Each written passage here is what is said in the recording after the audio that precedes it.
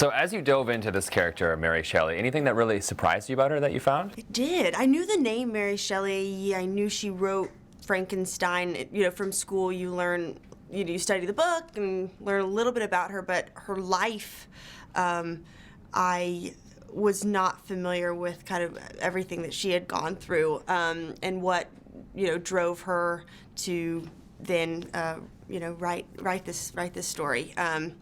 And kind of the hidden meanings in the book of how she feels like she's actually the monster that she writes about. Of course, this story has lived on for so long, and she's wrote so long ago. Yeah. Why do you think that is? Why do you think we are here, how many years later, and when still Frankenstein is where it's at in pop culture and society? I think it's important that people know that it's not just a Gothic novel. I mean, there's so many Frankenstein movies and that have happened, but there hasn't been a film about this woman's life, which is so important, especially now. I mean, this movie is definitely a film it's made for women, it's for young girls. They need to see this. I think it's so inspiring, and yeah, I'm surprised that there hasn't been a movie made on her life before. Yeah, and did the story of Mary and her life, did it change the way maybe you see yourself or see the world, considering, here we are in some countries today, even, women are where they were, still back in that time. Yeah, and also our director, Haifa al-Mansour, she is from Saudi Arabia.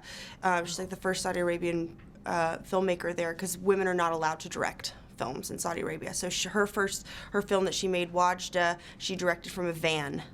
And she was not allowed on her own film set. And so when she came, I think she has a lot of parallels to Mary, and feels really protective of Mary Shelley as a character, which she brought so much to the movie because of her background and what she's gone through. And when she came on the set of Mary Shelley for the first time, she started crying because she'd never been on her own film set before, because she was never allowed.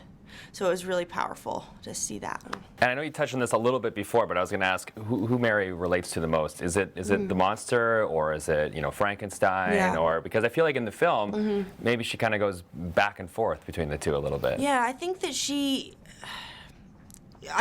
kind of There's a line in the film where I do talk about it a little bit, where she thinks that she's telling Percy that she believes that he's Victor Frankenstein, who created this monster, meaning he created this mess in their life and this kind of tragedy in their life, because she had just lost her child, so she's mourning the loss of her child.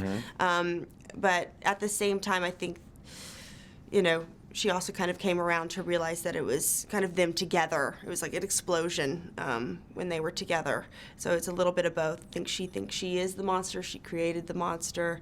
But it's not just. I know, and also people think Frankenstein. When you say Frankenstein, a lot of people think that's the monster. Yeah, and it's not. Yeah, Victor Frankenstein is the inventor. Yeah, you can blame so Hollywood, I think, for that one. People get confused. I know. Yeah. It's like wrong. Well, in a way, she also created the book too, which was, because just much like Frankenstein created the monster to maybe change the world, and now she created this book too, which was kind of like. And her name wasn't allowed to be on it. It wasn't. It was written by anonymous, and Percy, in order for the book to get published, he had to write the foreword for the book. Yeah. Which, then it came around that her name eventually did get on it, and she did get to live to see her name be on it, which is nice. But yeah, and we're still dealing with that now. And that was in the 18th century, and we're still dealing with all of these issues. So it is a modern story in a way. So thank you so much. I really appreciate it. Thanks a lot. Thanks so much. Thank you. Thank you.